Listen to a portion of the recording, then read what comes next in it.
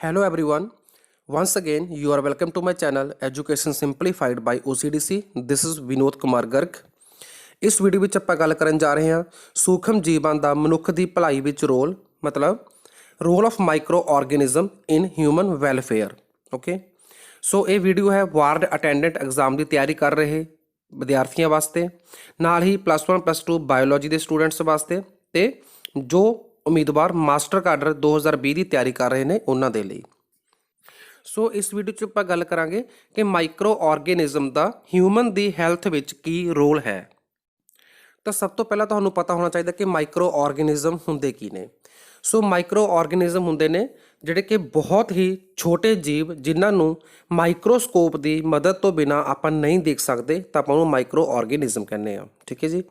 ਤਾਂ ਇਹਦੀਆਂ ਐਗਜ਼ਾਮਪਲਸ ਆ ਗਈਆਂ bacteria, virus, fungi, protozoa, algae, ਵਿਰੀਓਇਡ ਤੇ ਪ੍ਰਾਈਓਨਸ। ਇਹ ਸਾਰੇ ਇਹਦੇ ਐਗਜ਼ਾਮਪਲ ਨੇ। ਤਾਂ ਵਾਇਰਸ ਤੋਂ ਜਿਹੜਾ ਛੋਟਾ ਪਾਰਟੀਕਲ ਹੁੰਦਾ ਗਾ ਉਹਨੂੰ ਵਿਰੀਓਇਡ ਕਹਿੰਦੇ ਨੇ, ਤੇ ਜਿਹੜੀ ਪ੍ਰੋਟੀਨ ਆਪਣੇ ਆਪ ਵਿੱਚ ਹੀ ਆਪਾਂ ਨੂੰ ਇਨਫੈਕਸ਼ਨ ਕਰਨ ਦੇ ਯੋਗ ਹੋਵੇ ਤਾਂ ਉਹਨੂੰ ਪ੍ਰਾਈਓਨ ਕਹਿੰਦੇ ਨੇ। ਇਹ ਮਾਈਕਰੋ ਆਰਗੇਨਿਜ਼ਮ ਸਿੰਗਲ ਸੈੱਲ ਦੇ ਬਣੇ ਵੀ ਹੋ ਸਕਦੇ ਨੇ, ਜਿਵੇਂ ਕਿ ਬੈਕਟੀਰੀਆ, ਠੀਕ ਹੈ, ਜਾਂ ਫਿਰ ਕੁਝ ਐਲਗੀ ਤੇ ਪ੍ਰੋਟੋਜੋਆ। ਜੋਆ ਦਾ ਮਤਲਬ ਐਨੀਮਲ ਹੁੰਦਾ ਗਾ, ਠੀਕ ਹੈ। ਪ੍ਰੋਟੋ ਮਤਲਬ ਪ੍ਰੀਮੀਟਿਵ, ਮਤਲਬ ਬਹੁਤ ਛੋਟੇ ਸੂਖਮ ਐਨੀਮਲ ਹੁੰਦੇ ਤਾਂ ਉਹਨੂੰ ਆਪਾਂ ਪ੍ਰੋਟੋਜੋਆ ਕਹਿੰਦੇ ਆ। ਓਕੇ ਜੀ। ਤੇ ਨਾਲ ਹੀ ਇਹ ਮਲਟੀ ਸੈਲੂਲਰ ਵੀ ਹੋ ਸਕਦੇ ਨੇ, ਮਤਲਬ ਇੱਕ ਤੋਂ ਜ਼ਿਆਦਾ ਸੈੱਲ ਦੇ ਵੀ ਹੋ ਸਕਦੇ ਨੇ। ਉਹਦੀ ਐਗਜ਼ਾਮਪਲ ਹੈ ਐਲਗੀ ਤੇ fungi. So some of these microorganisms are harmful as they cause various diseases in human। ਮਤਲਬ ਜਿਹੜੇ ਆਪਾਂ ਮਾਈਕਰੋ ਆਰਗੇਨਿਜ਼ਮ ਦੀ ਗੱਲ ਕੀਤੀ ਆ, ਬੈਕਟੀਰੀਆ, ਵਾਇਰਸ, ਪ੍ਰੋਟੋਜੋਆ, ਫੰਜਾਈ ਜਾਂ ਐਲਗੀ, ਤਾਂ ਇਹਨਾਂ ਵਿੱਚੋਂ ਕੁਝ ਮਾਈਕਰੋ ਆਰਗੇਨਿਜ਼ਮ ਆਪਾਂ ਨੂੰ ਬਿਮਾਰੀ ਕਰ ਸਕਦੇ ਨੇ, ਤੇ ਜਿਹੜੇ ਬਿਮਾਰੀ ਕਰ ਸਕਦੇ ਨੇ ਉਹਨੂੰ ਆਪਾਂ ਪੈਥੋਜਨ ਬੋਲਦੇ ਆ। ਠੀਕ ਹੈ ਜੀ। ਬਹੁਤ ਇੰਪੋਰਟੈਂਟ ਕੁਐਸਚਨ ਹੈ ਇਹ। ਕੀ ਕਹਾਂਗੇ ਆਪਾਂ ਨੂੰ? ਪੈਥੋਜਨ। ਪੈਥੋ ਮਤਲਬ ਬਿਮਾਰੀ ਹੁੰਦਾ, ਜਨ ਮਤਲਬ ਡਿਜ਼ੀਜ਼ ਨੂੰ ਕੌਜ਼ ਕਰਨਾ, ਜਨਰੇਟ ਕਰਨਾ। ਠੀਕ ਹੈ, ਇਸ ਲਈ ਇਹਨੂੰ ਪੈਥੋਜਨ ਬੋਲਿਆ ਜਾਂਦਾ। ਸੋ ਇਹ ਮਾਈਕਰੋ ਆਰਗੇਨਿਜ਼ਮ ਆਪਣੇ ਵਾਸਤੇ ਹੋ ਗਏ harmful micro organisms. while some other microorganisms are beneficial and contribute to human welfare। ਮਤਲਬ ਕੁਝ ਮਾਈਕਰੋ ਆਰਗੇਨਿਜ਼ਮ ਅਜਿਹੇ ਵੀ ਹੁੰਦੇ ਨੇ ਜੋ ਹਿਊਮਨ ਦੇ ਫਾਇਦੇ ਵਾਸਤੇ ਹੁੰਦੇ ਨੇ ਤੇ ਮਨੁੱਖ ਦੀ ਭਲਾਈ ਦੇ ਵਿੱਚ ਆਪਣਾ ਸਿਗਨੀਫੀਕੈਂਟ, ਬਹੁਤ ਮਤਲਬ ਇੰਪੋਰਟੈਂਟ ਰੋਲ ਪਲੇ ਕਰਦੇ ਨੇ। whenever we fall ill, the doctor may give us some antibiotic tablets, capsules or injections such as of penicillin। the source of these medicine is microorganism। ਤਾਂ ਇਹਦਾ ਕੀ ਮਤਲਬ ਹੋਇਆ ਕਿ ਜਦੋਂ ਵੀ ਆਪਾਂ ਨੂੰ ਕੋਈ ਇਨਫੈਕਸ਼ਨ ਹੁੰਦੀ ਹੈ, ਠੀਕ ਹੈ ਜੀ, ਤਾਂ ਡਾਕਟਰ ਆਪਾਂ ਨੂੰ ਐਂਟੀਬਾਇਓਟਿਕ ਮੈਡੀਸਨ ਦਿੰਦੇ ਨੇ। ਐਂਟੀਬਾਇਓਟਿਕ ਮੈਡੀਸਨ ਦਾ ਮਤਲਬ ਹੈ ਉਹ ਵਾਲੀ ਮੈਡੀਸਨ ਜੋ ਆਪਣੇ ਅੰਦਰ ਜਾ ਕੇ ਇਨਫੈਕਸ਼ਨ ਨੂੰ ਮਾਰਦੀ ਹੈ, ਖਤਮ ਕਰਦੀ ਹੈ, ਮਤਲਬ ਇਨਫੈਕਸ਼ਨ ਕਰਨ ਵਾਲੇ ਬੈਕਟੀਰੀਆ ਨੂੰ, ਠੀਕ ਹੈ, ਪ੍ਰੋਟੋਜੋਆ ਨੂੰ, ਇਹਨਾਂ ਚੀਜ਼ਾਂ ਨੂੰ ਖਤਮ ਕਰਦੀ ਹੈਗੀ, ਤਾਂ ਉਹਨੂੰ ਐਂਟੀਬਾਇਓਟਿਕ ਕਿਹਾ ਜਾਂਦਾ ਹੈ। ਸੋ ਇਹ ਐਂਟੀਬਾਇਓਟਿਕ ਵੀ ਆਪਾਂ ਨੂੰ ਮਾਈਕਰੋ ਆਰਗੇਨਿਜ਼ਮ ਤੋਂ ਹੀ ਮਿਲਦੇ ਨੇ। ਸੋ ਇਹ ਹੋ ਗਿਆ ਬਹੁਤ ਵੱਡਾ ਆਪਣੇ ਰੋਲ ਹੈਲਥ ਦੇ ਲਈ। Okay, these medicine kill or stop the growth of disease causing microorganism. ਮਤਲਬ ਜਿਹੜੇ ਮਾਈਕਰੋ ਆਰਗੇਨਿਜ਼ਮ ਆਪਣੇ ਅੰਦਰ ਬਿਮਾਰੀ ਕਰਦੇ ਨੇ ਹਿਊਮਨ ਦੇ ਅੰਦਰ, ਤਾਂ ਉਹਨਾਂ ਮਾਈਕਰੋ ਆਰਗੇਨਿਜ਼ਮ ਨੂੰ ਇਹ ਐਂਟੀਬਾਇਓਟਿਕ ਜਾਂ ਤਾਂ ਉਹਦੀ ਗਰੋਥ ਨੂੰ ਰੋਕ ਦਿੰਦੇ ਨੇ, ਠੀਕ ਹੈ, ਫਿਰ ਆਪਾਂ ਨੂੰ ਕਹਾਂਗੇ ਬੈਕਟੀਰੀਸਟੈਟਿਕ, ਜਾਂ ਫਿਰ ਇਹ ਉਸ ਮਾਈਕਰੋ ਆਰਗੇਨਿਜ਼ਮ ਨੂੰ ਬਿਲਕੁਲ ਮਾਰ ਦਿੰਦੇ ਨੇ, ਕਿਲ ਕਰ ਦਿੰਦੇ ਨੇ, ਫਿਰ ਆਪਾਂ ਨੂੰ ਕਹਾਂਗੇ ਬੈਕਟੀਰੀਸਾਈਡਲ। ਸੋ ਸੱਚ medicine R called antibiotics. these days number of antibiotics are being produced from bacteria and fungi। ਮਤਲਬ ਅੱਜ ਕੱਲ੍ਹ ਬਹੁਤ ਸਾਰੇ ਐਂਟੀਬਾਇਓਟਿਕ ਬਣਾਏ ਜਾ ਰਹੇ ਹਨ ਬੈਕਟੀਰੀਆ ਤੋਂ ਤੇ ਫੰਗਸ ਤੋਂ। streptomycin, tetracycline and erythromycin are some of the commonly known antibiotics which are made up from fungi and bacteria। ਮਤਲਬ ਇਹ ਕੁਝ ਐਗਜ਼ਾਮਪਲ ਨੇ, ਕੁਝ ਉਦਾਹਰਨਾਂ ਨੇ ਐਂਟੀਬਾਇਓਟਿਕ ਦੀਆਂ ਜਿਹੜੀ ਆਪਾਂ ਨੂੰ ਫੰਗਸ ਜਾਂ ਬੈਕਟੀਰੀਆ ਤੋਂ ਮਿਲੀਆਂ ਨੇ। ਠੀਕ ਹੈ, ਤਾਂ ਉਹ ਐਗਜ਼ਾਮਪਲ ਹੋ ਗਈਆਂ ਸਟ੍ਰੈਪਟੋਮਾਈਸਿਨ, ਟੈਟਰਾਸਾਈਕਲਿਨ ਤੇ ਅਰੀਥਰੋਮਾਈਸਿਨ। ਬਹੁਤ ਪੁਰਾਣੇ ਐਂਟੀਬਾਇਓਟਿਕ ਨੇ ਇਹ, ਤੇ ਅੱਜ ਕੱਲ੍ਹ ਵੀ ਇਹਨਾਂ ਦਾ ਬਹੁਤ ਜ਼ਿਆਦਾ ਯੂਜ਼ ਹੁੰਦਾ ਹੈ। ਕਲੀਅਰ। ਸੋ ਨੈਕਸਟ ਹੈ, ਇਨ 1929 Alexander ਫਲੈਮਿੰਗ was working on culture of disease causing bacteria Staphylococci। Suddenly he found the spores of a little green mold Penicillium notatum in one of his culture plate।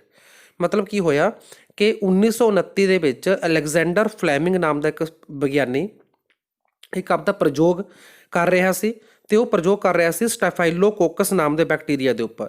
ਠੀਕ ਹੈ, ਅਚਾਨਕ ਉਹਨੂੰ ਕੀ ਪਤਾ ਲੱਗਿਆ ਕਿ ਉਹਨੂੰ ਕੁਝ ਸਪੋਰਸ ਮਿਲੀਆਂ ਜੋ ਕਿ ਸੀਗੀਆਂ ਇੱਕ ਫੰਗਸ ਦੀਆਂ, ਤੇ ਉਹ ਫੰਗਸ ਦਾ ਨਾਮ ਸੀ ਪੈਨੀਸਿਲਮ ਨੋਟੇਟਮ।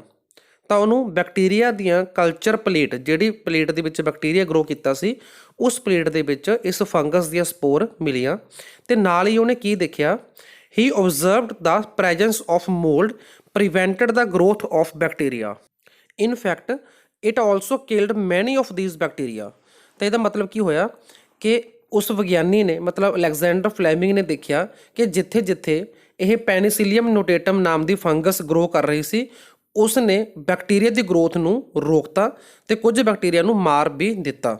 ਤਾਂ ਉਸ ਤੋਂ ਉਹਨੇ ਕੀ ਅੰਦਾਜ਼ਾ ਲਗਾਇਆ ਕਿ ਜੋ ਇਹ ਪੈਨੀਸਿਲੀਅਮ ਨੋਟੇਟਮ ਨਾਮ ਦੀ ਫੰਗਸ ਹੈ, ਇਹਦੇ ਵਿੱਚੋਂ ਕੋਈ ਨਾ ਕੋਈ ਚੀਜ਼ ਹੈ ਜੋ ਬੈਕਟੀਰੀਆ ਨੂੰ ਮਾਰ ਰਹੀ ਹੈ। ਠੀਕ ਹੈ, ਤੇ ਉਸ ਦਾ ਨਾਮ ਰੱਖਿਆ ਗਿਆ ਪੈਨੀਸਿਲਿਨ।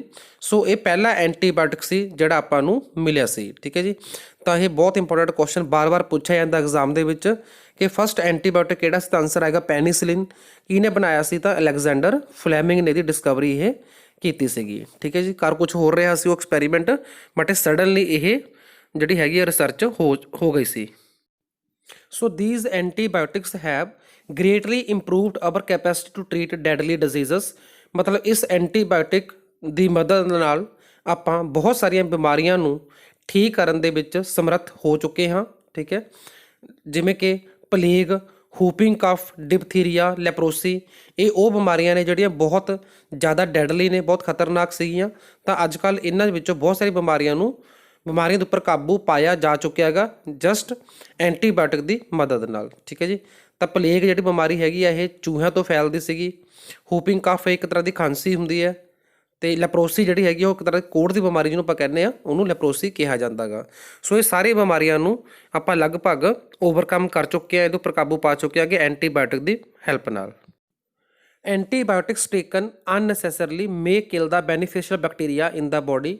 ਮਤਲਬ ਜ਼ਰੂਰਤ ਤੋਂ ਜ਼ਿਆਦਾ ਐਂਟੀਬਾਇਓਟਿਕ ਨਹੀਂ ਲੈਣਾ ਚਾਹੀਦਾ। ਠੀਕ ਹੈ, ਐਂਟੀਬਾਇਓਟਿਕ ਦੀ ਮਿਸਯੂਜ਼, ਦੁਰਵਰਤੋਂ ਨਹੀਂ ਕਰਨੀ ਚਾਹੀਦੀ, ਕਿਉਂਕਿ ਜਿਹੜਾ ਇਹ ਐਂਟੀਬਾਇਓਟਿਕ ਆਪਾਂ ਜ਼ਿਆਦਾ ਯੂਜ਼ ਕਰਾਂਗੇ ਤਾਂ ਇਹ ਆਪਣੇ ਅੰਦਰ ਉਹਨਾਂ ਬੈਕਟੀਰੀਆ ਨੂੰ ਵੀ ਮਾਰ ਸਕਦਾ ਹੈ ਜਿਹੜੇ ਬੈਕਟੀਰੀਆ ਆਪਣੇ ਫਾਇਦੇ ਵਾਸਤੇ ਹੁੰਦੇ ਹਨ, ਮਤਲਬ ਆਪਾਂ ਨੂੰ ਬੈਨੀਫਿਸ਼ੀਅਲ ਹੁੰਦੇ ਹਨ ਹਿਊਮਨ ਨੂੰ। ਠੀਕ ਹੈ ਜੀ, antibiotic however are not effective against cold and flu as these are caused by virus। ਮਤਲਬ ਜਿਹੜੇ ਬਿਮਾਰੀਆਂ ਵਾਇਰਸ ਤੋਂ ਹੁੰਦੀਆਂ ਨੇ ਉਹਨਾਂ ਦੇ ਪ੍ਰਤੀ ਐਂਟੀਬਾਇਓਟਿਕ ਕੰਮ ਨਹੀਂ ਕਰਦੇ। ਤਾਂ ਵਾਇਰਸ ਦੇ ਅਗੇਂਸਟ ਇੱਕ ਅਲੱਗ ਤਰ੍ਹਾਂ ਦੀ ਮਤਲਬ ਸਕ੍ਰੀਸ਼ਨ ਹੁੰਦੀ ਹੈ ਬੋਡੀ ਦੇ ਅੰਦਰ, ਉਹਨੂੰ ਕਹਿੰਦੇ ਨੇ ਇੰਟਰਫੇਰੋਨ, ਜਿਹੜੀ ਉਹ ਵਾਇਰਸ ਦੀ ਬਿਮਾਰੀਆਂ ਦੇ ਨਾਲ ਲੜਦੀ ਹੈ। ਸੋ ਇੰਟਰਫੇਰੋਨ ਹੁੰਦਾ ਹੈ INTERFERON। ਸੋ ਇਫ ਡੈਡ ਔਰ ਵੀਕਨਡ ਮਤਲਬ ਕਮਜ਼ੋਰ ਕੀਤਾ ਹੋਇਆ, microbe are introduced in a healthy body, the body fight and kill them by producing suitable antibodies. ਮਤਲਬ ਜੇ ਆਪਾਂ ਬਿਲਕੁਲ ਮਰੇ ਹੋਏ ਜਾਂ ਕਮਜ਼ੋਰ ਕੀਤੇ ਹੋਏ ਕਿਸੇ ਮਾਈਕਰੋਬ, ਜਿਹੜਾ ਮਤਲਬ ਆਪਾਂ ਨੂੰ ਬਿਮਾਰੀ ਕਰਦਾ ਹੈ, ਜਿਹਨੂੰ ਆਪਾਂ ਪੈਥੋਜਨ ਕਹਿੰਦੇ ਆ, ਤਾਂ ਉਸ ਪੈਥੋਜਨ ਨੂੰ ਮਾਰ ਕੇ ਜਾਂ ਕਮਜ਼ੋਰ ਕਰਕੇ ਕਿਸੇ ਵੀ ਇਨਸਾਨ ਦੀ ਬੋਡੀ ਵਿੱਚ ਪਾ ਦਈਏ ਤਾਂ ਉਸ ਇਨਸਾਨ ਦੀ ਬੋਡੀ ਉਸ ਮਾਈਕਰੋਬ ਨੂੰ ਬਿਲਕੁਲ ਖਤਮ ਕਰ ਦਿੰਦੀ ਹੈ ਤੇ ਉਹਦੇ ਅਗੇਂਸਟ ਐਂਟੀਬੋਡੀ ਬਣਾ ਲੈਂਦੀ ਹੈ। ਤੇ ਇਹ ਐਂਟੀਬੋਡੀ ਪਰਮਾਨੈਂਟਲੀ ਬੋਡੀ ਵਿੱਚ ਸਟੋਰ ਰਹਿੰਦੀ ਹੈ ਤੇ ਭਵਿੱਖ ਦੇ ਵਿੱਚ ਹੋਣ ਵਾਲੀਆਂ ਇਨਫੈਕਸ਼ਨ ਤੋਂ ਆਪਾਂ ਨੂੰ ਬਚਾਉਂਦੀ ਹੈ। ਸੋ ਇਸ ਪ੍ਰਿੰਸੀਪਲ ਦੇ ਉੱਪਰ ਹੀ ਵੈਕਸੀਨੇਸ਼ਨ ਬਣਦੀ ਹੈ। ਠੀਕ ਹੈ ਜੀ, ਤਾਂ ਵੈਕਸੀਨੇਸ਼ਨ ਤੁਸੀਂ ਸੁਣਿਆ ਹੋਵੇਗਾ, ਜਦੋਂ ਬੱਚਾ ਪੈਦਾ ਹੁੰਦਾ ਹੈ ਤਾਂ 12-13 ਸਾਲ ਦੀ ਉਮਰ ਤੱਕ ਉਹਦੇ ਬਹੁਤ ਸਾਰੇ ਅਲੱਗ-ਅਲੱਗ ਟਾਈਪ ਦੇ ਵੈਕਸੀਨ ਲੱਗਦੇ ਰਹਿੰਦੇ ਹਨ ਜੋ ਕਿ ਉਸ ਨੂੰ ਭਵਿੱਖ ਵਿੱਚ ਹੋਣ ਵਾਲੀਆਂ ਇਨਫੈਕਸ਼ਨ ਤੋਂ ਸੇਫ ਕਰਦੇ ਹਨ। ਤਾਂ ਇਹ ਵੈਕਸੀਨੇਸ਼ਨ ਇਹਨਾਂ ਮਾਈਕਰੋ ਆਰਗੇਨਿਜ਼ਮ ਤੋਂ ਹੀ ਬਣਾਈ ਜਾਂਦੀ ਹੈ। ਸੈਬਰਲ ਡਿਜ਼ੀਜ਼ਸ ਇਨਕਲੂਡਿੰਗ ਕੋਲਰਾ, ਜਿਹਨੂੰ ਆਪਾਂ ਹੈਜ਼ਾ ਕਹਿੰਦੇ ਆ, ਟਿਊਬਰਕਲੋਸਿਸ ਮਤਲਬ TB ਦੀ ਬਿਮਾਰੀ, ਸਮੌਲ ਪੌਕਸ ਜਿਹਨੂੰ ਆਪਾਂ ਮਾਤਾ ਕਹਿੰਦੇ ਆ ਵੀ ਮਾਤਾ ਨਿਕਲ ਗਈ, ਠੀਕ ਹੈ, ਰੈਸ਼ਸ ਹੋ ਜਾਂਦੇ ਨੇ ਬੋਡੀ ਦੇ ਉੱਪਰ, ਐਂਡ ਹੈਪਾਟਾਈਟਸ ਯਾਨੀ ਕਿ ਲੀਵਰ ਦੀ ਇਨਫਲਾਮੇਸ਼ਨ, ਲੀਵਰ ਦੀ ਸੋਜ, can be prevented by vaccination. ਮਤਲਬ ਇਹਨਾਂ ਸਾਰੀਆਂ ਬਿਮਾਰੀਆਂ ਨੂੰ ਰੋਕਿਆ ਜਾ ਸਕਦਾ ਹੈਗਾ ਵੈਕਸੀਨੇਸ਼ਨ ਨਾਲ, ਮਤਲਬ ਟੀਕਾਕਰਨ ਦੇ ਨਾਲ। Edward Jenner discovered the vaccine for smallpox in 1798। Edward Jenner ਨੇ ਦੁਨੀਆ ਦਾ ਪਹਿਲਾ ਵੈਕਸੀਨ ਬਣਾਇਆ ਸੀ 1798 ਦੇ ਵਿੱਚ, ਜੋ ਕਿ ਪ੍ਰਭਾਵਸ਼ਾਲੀ ਸੀਗਾ ਬਿਮਾਰੀ ਨੂੰ ਠੀਕ ਕਰਨ ਦੇ ਲਈ, ਸਮੌਲ ਪੌਕਸ ਨੂੰ। ਠੀਕ ਹੈ, ਸੋ ਇਹ ਸੀਗਾ ਵੀਡੀਓ ਮਾਈਕਰੋ ਆਰਗੇਨਿਜ਼ਮ ਦਾ ਹਿਊਮਨ ਹੈਲਥ ਦੇ ਵਿੱਚ ਕੀ ਰੋਲ ਹੈ ਦੇ ਬਾਰੇ ਦੇ ਵਿੱਚ। ਉਮੀਦ ਕਰਦਾ ਵੀਡੀਓ ਪਸੰਦ ਆਵੇਗਾ। ਸੋ ਸ਼ੇਅਰ ਕਰਨਾ, ਸਬਸਕ੍ਰਾਈਬ ਕਰਨਾ ਤੇ ਲਾਈਕ ਕਰਨਾ ਬਿਲਕੁਲ ਨਾ ਭੁੱਲੋ। Thank you.